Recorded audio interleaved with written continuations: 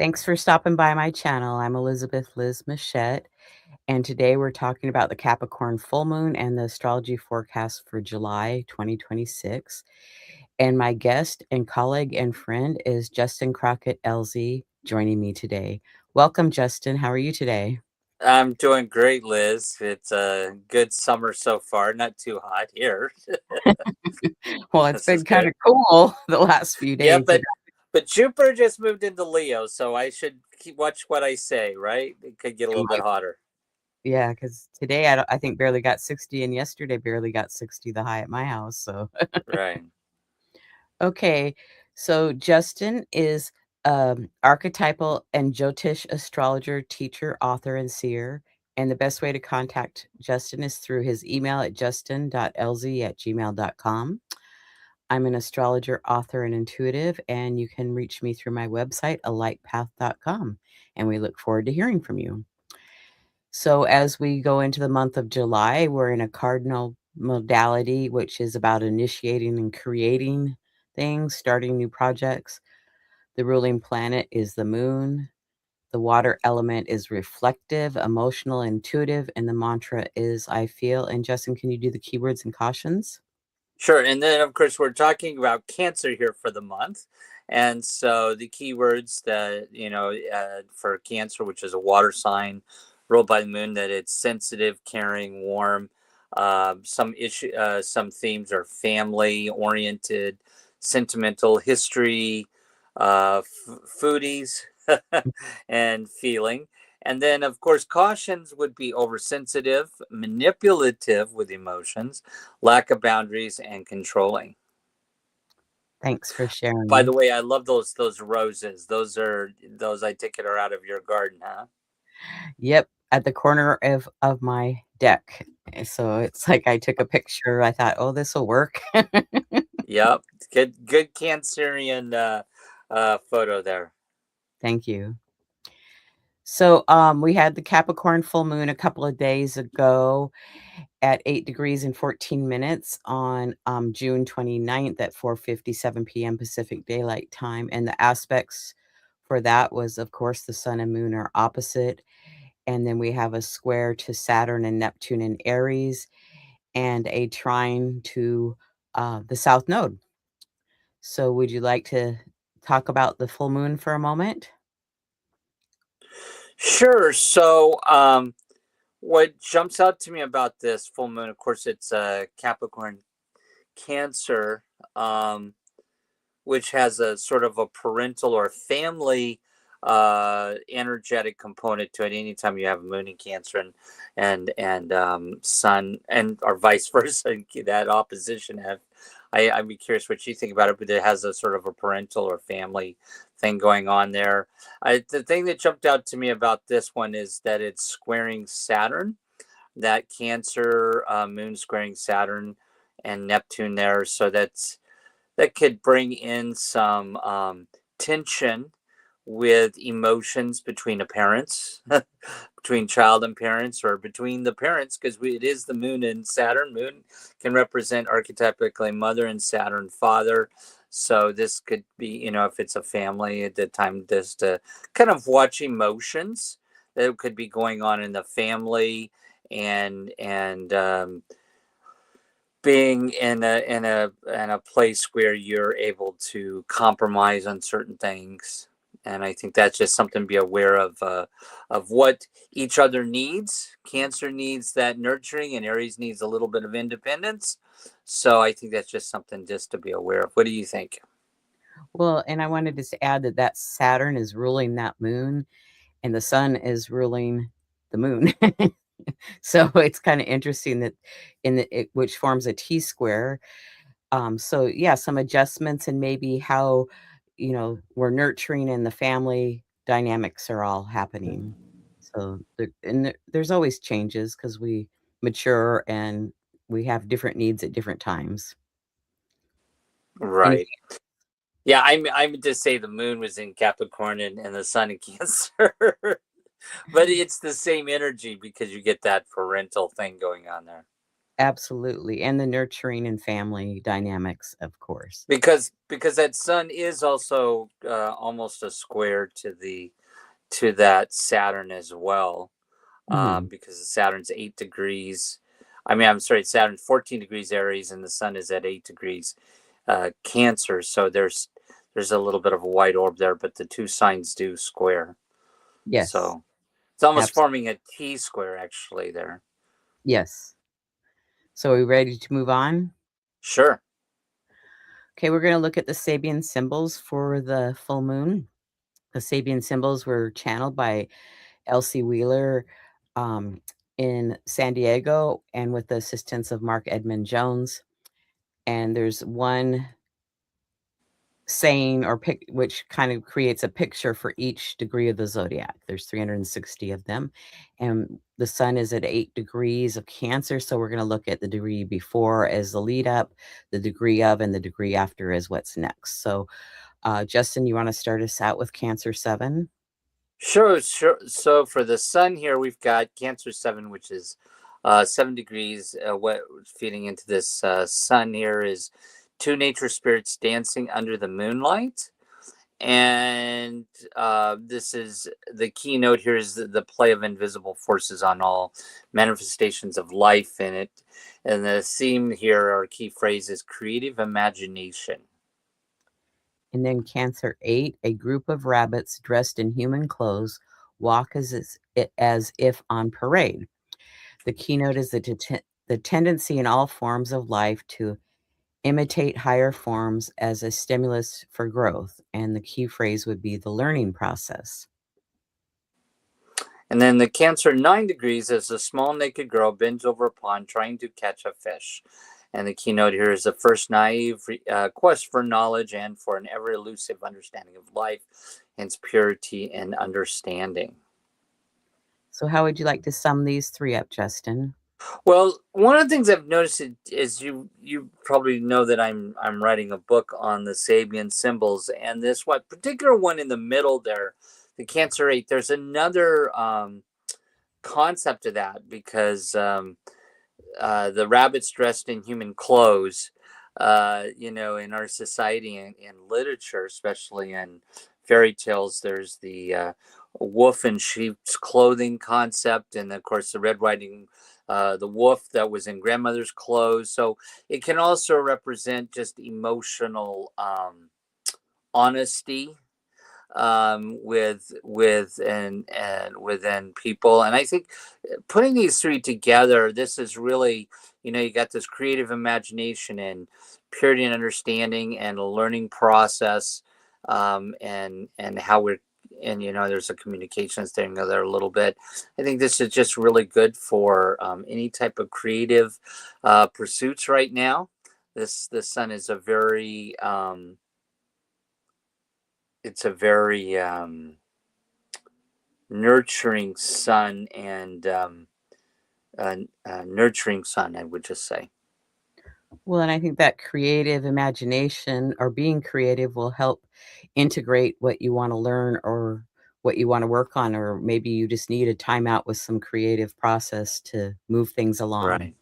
because maybe it's And been work focused. right, and I agree. And I think we always got to remember that cardinal moon being a cardinal sign is really about birthing something, right? Absolutely. Okay, so we're going to go on to the Sabian symbols for the moon, and we're going to start at the Capricorn 7, the degree leading up to where the moon is. A veiled prophet speaks, seized by the power of a god. The keynote is the ability to act as a mouthpiece for the revolution of a transcendent will and truth determining future action. Mediate, mediatorship is a keyword. And then Capricorn 8 is in a sunlit home, domesticated birds sing joyously, and it's the wholesome happiness with which subservience to the ideals and patterns of well established culture brings to those who accept them unreservedly. So we have here the enjoyment in the roles that we are born to play. And then the next degree, Capricorn 9, An angel carrying a harp. The keynote is the revelation of a spiritual meaning and purpose at the core of any life situation. And the key phrase is attunement to the rhythm of universal life. So, how would you sum these three up, Justin? Well, the one thing that gets me here is the attunement to the rhythm of life, and I think that's really the key thing here when it comes to um, instead of us running headlong into our day and not really thinking about what's going on around us and not seeing the little things in life. It's really important that we attune to what's going on. I recently had a person I know that hmm, um, went through an accident, and this degree of the angel carrying a harp, or that attunement to the rhythm of life, was actually in her sixth house of health for the year. And so it really the lesson there was about attuning to things instead of not paying attention or to running headlong into life. And that's what I would say. Well, and what kind of struck me is they're talking about the birds singing and the harp. So to me, it's like some kind of music or humming could be important. And then the sun was about being creative. So I would say it's important to take out some time in our life, whether it's just to hear the birds in the morning sing or when the sun's going down, um, and just kind of maybe have a meditative moment or just a reflective moment in stillness, so to speak. Yeah, I agree. Ready to move on? Yes, yeah, definitely. So, out of bounds this month for July, we have the moon out of bounds June 27th through July 1st, July 11th through the 14th, and the 24th through the 28th. And we'll talk about that towards the end some more. Justin will add some to that. And then planets moving into new signs this month. We just have two. Venus moves into Virgo on the 9th, and the sun moves into Leo on the 22nd. Planets stationing retrograde or direct. We have two planets stationing retrograde. On the 7th, Neptune stations retrograde in Aries, and on the 26th, Saturn stations retrograde in Aries. And we're going to cover the first 11 days of July 1st through the 11th. On the 1st, Jupiter is square Chiron. On the 3rd, Mars joins Uranus. On the 4th, Mars is sextile Neptune. On the 5th, Mars is trine Pluto. On the 6th, Sun squares Saturn. On the 7th, Neptune stations retrograde. And on the 9th, Venus moves into Virgo and Venus is trine Chiron. So, where would you like to start, or what jumps out at you, Well, Justin? well, before we started, because I don't think we really talked on any of the shows yet about Jupiter moving into Leo. And I think really to understand kind of Jupiter's role here in the first week, in the over the through the month, is kind of important to maybe think about what maybe Jupiter and Leo represents, because it just moved in there. And of course, my thoughts on that, Jupiter is warm and generous, and especially in Leo, and dramatic. So we're apt to see more dramatic things happen over the course of the next actually 6 months, because Jupiter is going to be in Leo for quite a bit of period, because it'll go retrograde, and then we won't get out of Leo until I think it's into the next year, the first part of next year. And so I think that it as a Leo, as a fire sign, it's going to really kind of dramatize everything it touches. So the fact that it in this thing, it is squaring Chiron in Taurus there. This could be the time when people go maybe a little bit overboard with their spending, because Chiron in Taurus, the wound of your needs and your resources, and then Jupiter's in Leo, and it wants to just spend just to have a big party, and so I would say just to be careful a little bit of spending during this time as Jupiter squares Chiron in Taurus. And the other thing that jumped out to me, Liz, was the Mars joining, conjuncting Uranus, because of course we know Uranus, planet of rebellion, revolution, change, and it's in the sign of communications. And now Mars is there. And Mars is, we've got on one of our slides, Mars in Gemini is about, wants to know this, and it wants to go here, and it wants to travel there, and so we're apt to see a lot of people wanting to travel now, and that even more so than a normal summer, and also this conjunction could really highlight some unusual communications right now, so we may have to see Trump even more so, just tweeting away or whatever he does in the hours of the morning with Gemini, with Uranus. And we also could possibly see some changes or some bigger communications announcements happening now from different people in the collective, and maybe even something coming out of a social media company, or some bigger things happening with any companies, tech companies dealing with communications, AI, or flow of information, So it's sort of an inflection point, I think. Absolutely, absolutely. And then that sun is also square Saturn on the 6th. And so, that'll be an interesting day. And then I wanted to say about that Uranus Mars, it's like if some interesting ideas come in, jot them down so you don't forget what those might be. And if you're on a writing project, that might be a really good day to work on that. Mars around the 3rd, a few days before and a few days after, because that energy will be strong for several days of, that creative flow can just jumpstart again, especially if you've had writer's block. So would you like to say anything else about this slide? No, I think you're spot on, though. I love that you mentioned about the writing in that. That's spot on. I love that. Okay, then from July 12th through the 19th. On the 12th, we have Sun conjoining Mercury retrograde. On the 13th, Venus is square Uranus and quincunx Neptune and Pluto. On the 14th, we have a new moon in Cancer. On the 15th, Uranus is sextile Neptune. On the 17th, Uranus is trine Pluto. And on the 19th, Mars is sextile Saturn. So what jumps out at you, Justin? Well, the thing that jumped up to me here is the Venus squaring Uranus, because so this is definitely a period where people would probably want to be a little bit careful about how they're communicating their affections.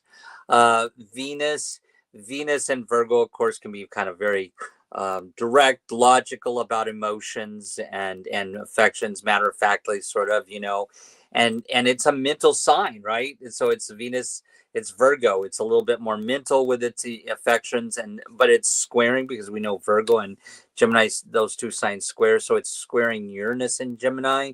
And then, of course, Mars is still there pretty close. So I would say this could be the time where maybe what you're communicating with your affections mentally, or maybe there could be some disconnect between you and your partner. So just kind of be aware of that this period may bring a little bit of tension or disconnect between emotions, affections, and communications. And that Venus is pretty active because it's at the apex of a yod from Pluto and Neptune, really tightly and squared off to that Uranus. So that Venus is kind of getting some activation there. So I would say, like, work through things, or, really take a look at it and evaluate it or review it. If you're wanting to make adjustments, maybe paint your house. It's like, well, maybe take a little bit of time to make sure that you pick the right color. Mm. Let's say. And I was gonna say, with Jupiter and Leo, this is the time. This is really a good summer to get married, right, or to have a big event, right? Jupiter and Leo. But what might happen here is, like you said, how you're talking about double checking something. Like with a wedding, there could be some miscommunications in an event or a wedding. So, and whatever you were saying about I didn't mean to interrupt with a. That's all right. Well, and even retail therapy, it's like, you might have some regrets about what you buy. So it's like maybe don't take the tags off of it immediately because if you change your mind in a few days, you can return it. Or, um, really, maybe get a sample of the paint that you want to paint your house as an example. Um, and like just paint a little spot on there and go, is that really the color I want? Because you might change your mind shortly after. So, Right. or if you've been thinking about it for a while, it's probably okay. But if you hadn't been thinking about it, if all of a sudden you just say, "Oh, I got to rush down and get the paint," um, I would say Right. evaluate it a little bit before you make that purchase because paint is a lot more expensive than it used to be. Right. Right. Anything else you'd like to talk about? No, that's it.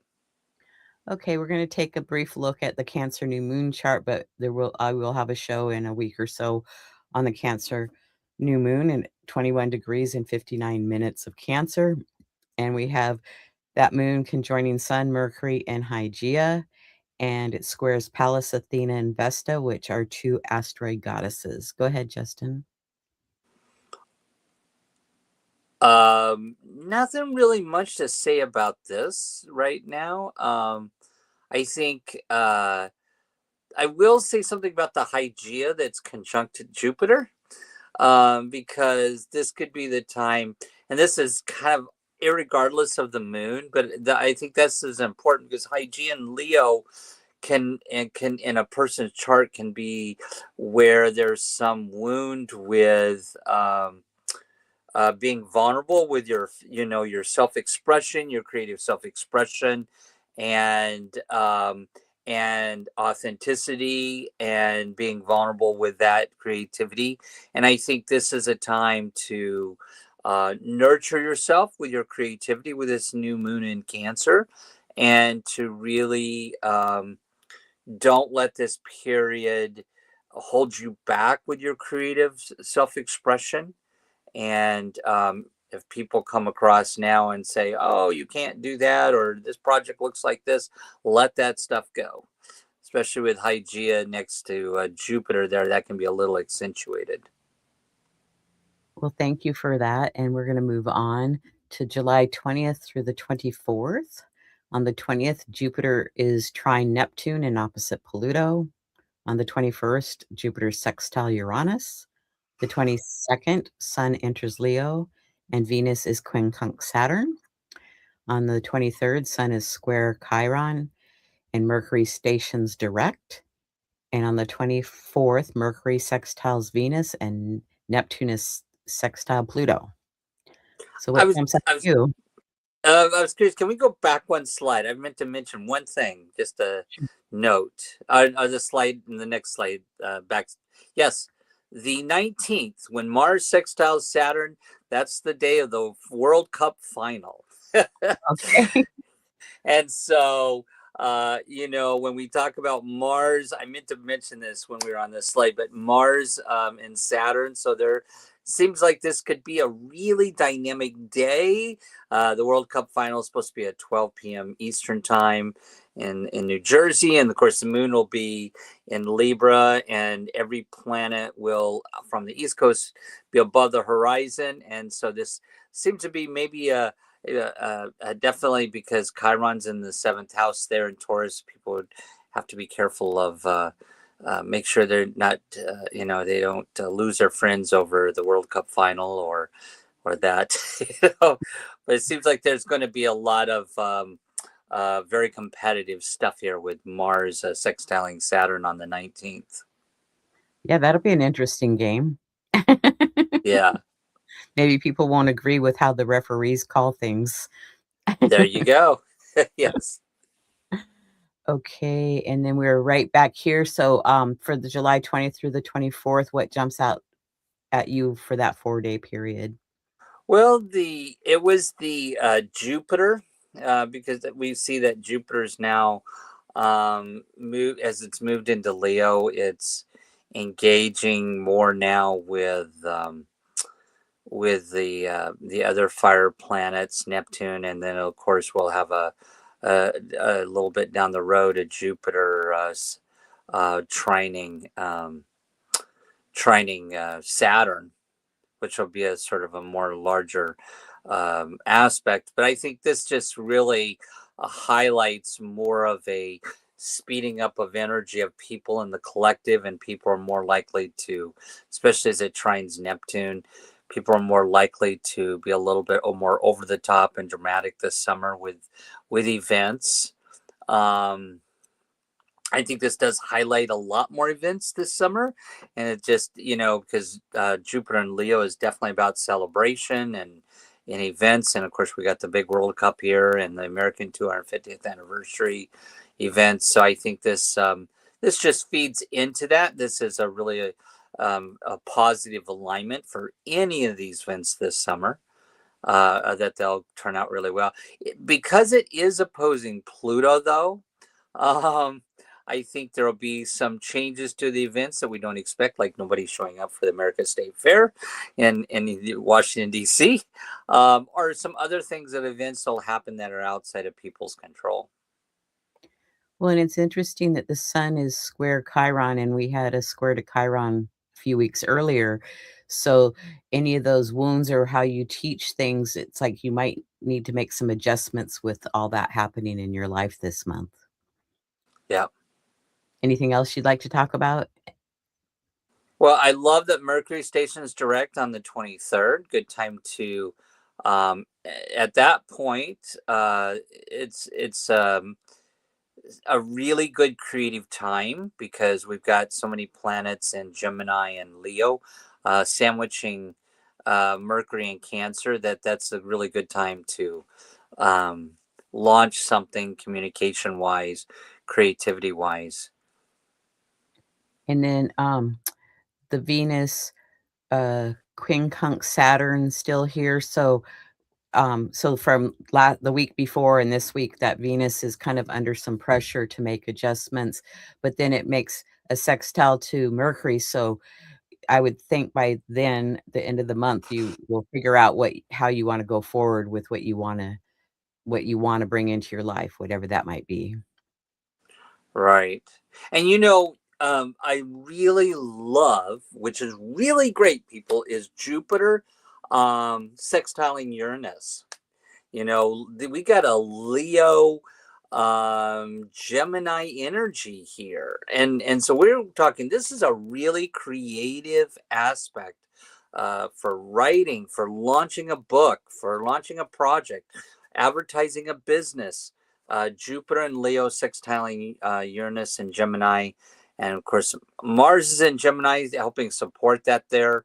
That is really, really spontaneous, creative brainstorming type of energy. Absolutely. Okay, so for the end of the month, July 25th through the 31st, on the 26th, we have Saturn stationing retrograde, and the sun is opposite Pluto. On the 27th, sun is sextile Uranus and trine Neptune. And on the 29th, we have Venus square Mars, sun joining Jupiter, and an Aquarius full moon. So an active end of the month. So go ahead and talk about whatever you'd like to talk about, Justin. Well, of course, the two signs, Virgo and Gemini, always square when planets are in those two signs. So here we have Venus squaring Mars. So again, when we think about relationships, um, again, this is sort of like the beginning of the month where there was some, Venus was squaring Uranus in Gemini. Now it's squaring Mars in Gemini. Again, I would say the same thing. Kind of watch your communications near the end of the month here because affections may not land with how somebody's asserting themselves or how they're communicating. Um, and people may be a little bit more perfectionist about communications at that point. Might also be the time because Venus in Virgo likes to kind of purge things. So we may get rid of some of our social media off our phone then, or clean up. That's a good time to clean up your email. Venus and Virgo squaring Mars and Gemini, and clean up your phone and your iPad and your computer systems. That's a good planetary aspect for that. And I think the other thing that jumped out to me here, Liz, was the uh, uh, what was I going? Oh yeah, Saturn station retrograde, because that'll affect the whole collective, where we've been going, and all of a sudden the brakes hit, and Saturn in Aries, which is, needs to self assert, is now questioning starts. So this may be a time when people evaluate um, starting something new.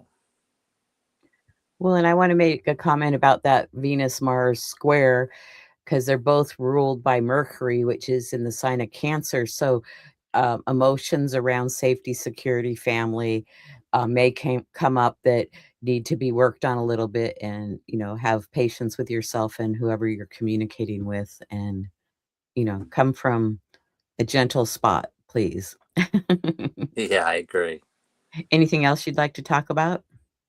No, but I love some of these aspects this month, Liz. I think they're so telling about where we're at, and I think it's gives us some opportunities this month for some fun and for some creativity. I think the cautions is just a little bit around maybe some of how we're interacting with people with our communications. Well, and it's interesting that Jupiter conjoins the sun on that full moon on the 29th, that they're so close, and it's happening spontaneously, so it, like, really gives that sun some extra energy, and I don't know, it feels like, a go forward, a movement forward to me, that energy. Yeah, yeah, that's pretty powerful. Sun Jupiter. Mhm. Okay, and then just a quick look at the Aquarius full moon at 6 degrees and 30 minutes of Aquarius on the 29th, and we have a T-square with, Saturn and Neptune again with the sun and moon, so that's been happening off and on with, that Saturn and Neptune having some T-squares with other planets. Anything you wanna talk about that? But we'll be back and talking about this later in the month, so Yeah, that's a powerful. I think just a reminder to people that Jupiter tends to expand or magnify anything it touches, and so the fact that the Sun rules Leo, and Jupiter's in Leo, and with its ruler there, that's like you could say that's a good example of a supernova there, right? The sun becomes hotter, so we may see the temperatures rise right around that time, much more so. Okay, and we'll be back to talk about this in a few weeks too, so okay, and then Justin has some notes on the out of bounds moon for us. So, of course, when the moon is out of bounds, it'll tend to act a little bit out of nature, and it is always out of bounds in Sagittarius and Capricorn, or when the moon is in Gemini and Cancer. So from June 27th to July 1st, which is today, and then July 24th to July 28th, the moon will be in Sagittarius and Capricorn. And so when it's out of bounds in Sagittarius, it's a little bit more taking a little bit more risks, and a little bit more need for independence and freedom. A little bit extreme behaviors there could play out. A good time not to spend money because of that, or go gambling. Capricorn, it'll tend to display a little bit more of letting out some pent up emotions. And then in July 11th through the 14th, when the moon is out of bounds in Gemini and Cancer, of course, this can mean mental stimulation, overdrive, of course, because at that period, Mars and Uranus, of course, are also in Gemini, so that's going to even make that even much crazier. It's maybe a little bit a good time to focus, try to stay focused on certain things, and then of course it'll be in Cancer, and this can bring some a little bit of ups and downs or erratic emotions. So just to be aware of that. Thanks for sharing that with us, Justin, and now we have some planetary themes for the month. Go ahead, Justin. Yeah, so Mercury's still in Cancer this month, and so Mercury in Cancer is, as we were talking about it, you were talking about it, how it's going to play out. It's an, if a person has Mercury in Cancer, it's an emotional, private, sensitive, thinking communicator. It's emotional communicator. So people are much more going to be much more emotionally communicating now with Mercury in Cancer. Even if your Mercury's not in Cancer, you're affected by it. Venus, of course, as you mentioned earlier, Ingrid is into Virgo. So as it's in still a little bit in Leo, it's playful and dramatic, but as it moves into Virgo, as you pointed out, it's a mental sign. It's ruled by Mercury, and so it'll be a little bit more mental, matter of fact, and its desires. Mars, of course, this month is in Gemini, so when a person has Mars in Gemini, that's the friend that you're trying to talk to them, and they're constantly on their phone. They need that mental stimulation all the time. And so we're going to see a lot more of that kind of energy coming through. Mars in Gemini is very verbal, communicative. It needs experience. It needs mental stimulation, and it's very mental in its effort. It needs to talk about any action it's going to take. So this is a good time to talk to your friends about any of your plans or actions, but stay focused. And then, of course, Jupiter in Leo is very creative, generous, dramatic, warm, and has a really fun focus. So I love that this year Jupiter is in Leo in the summer, and this really makes for a really fun summer. And then, of course, Saturn's still in Aries, going to be in Aries quite a while. But it goes retrograde, so that assertiveness may be pulled back a little bit. Thanks for sharing that. Now we have favorable activities with the nakshatras. Yeah, so one of the things we look at each month is the lunar mansions that the sun is in for the month, and it kind of gives us some themes. The sun is in Ardra and in Punarvasu and Pusha this month, and the deities that actually rule these three lunar mansions. Ardra is ruled by um, um, a Rudra, which is like Shiva, and then Punarvasu is ruled by um, Aditi, which is the mother goddess, and so it's a very nurturing time and very fun time this summer. So three these three nashaktras are good for tearing down structures, breaking old habits right now. Any religious or spiritual activities, getting out there, going to some spiritual retreats. Travel, music, and dance is really advised and accentuated right now. Also, marriages and weddings, especially with Jupiter and Leo, good fertility time.